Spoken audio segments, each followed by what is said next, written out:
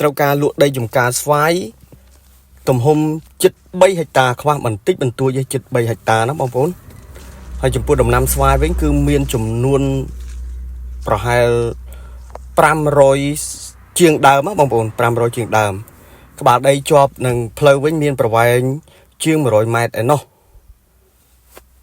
ចំពោះសន្តានដីបងប្អូនអើយសន្តានដីអត់ជាប់ទឹកទេដីចំការស្វាយមួយនេះណាតម្លៃវិញគឺលក់ក្នុងតម្លៃ$8,000ចរចាចុះបានតិចតួចណាបងប្អូនឯកសារប្លង់រឹងចំពោះលបាយដីបងប្អូនលបាយដីខ្មៅក្រឹបតែម្ដងដីនេះមានជ្រុងស្មើមុខស្មើក្រោយអត់មានកាច់រៀងអែនអនអីទេណាបងប្អូនទីតាំងគឺស្ថិតនៅភូមិតាក្រក់ឃុំត្រែងស្រុករតនមណ្ឌលខេត្តបាត់ដំបងក្បែរនឹងព្រំប្រទល់ខេត្តបៃលិនរបស់យើងហើយបើគិតចម្ងាយពីផ្លូវជាតិលេខ57គឺមានចម្ងាយប្រហែលជាខ្ទង់3គីឡូម៉ែត្រគឺមកដល់ដីនេះតែម្ដងណាបងប្អូនណា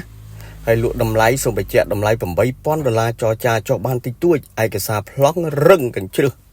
កាត់ប្លង់ជូនថែមទៀតណាបងប្អូនដំណាំស្វាយដូចតែបានឃើញជាក់ស្ដែងគឺប្រមូលផលហុចផលហើយណាបងប្អូនបាទហុចផលហើយដំណាំស្វាយបើយើងគិតចម្ងាយចុះពីផ្លូវលំមួយខ្សែនេះដែលតភ្ជាប់ពីផ្លូវជាតិលេខ57ហ្នឹងគឺមានចម្ងាយ400ម៉ែត្របងប្អូនទៅផ្លូវតតឹងគឺ6ម៉ែត្របាទសូមអរគុណច្រើន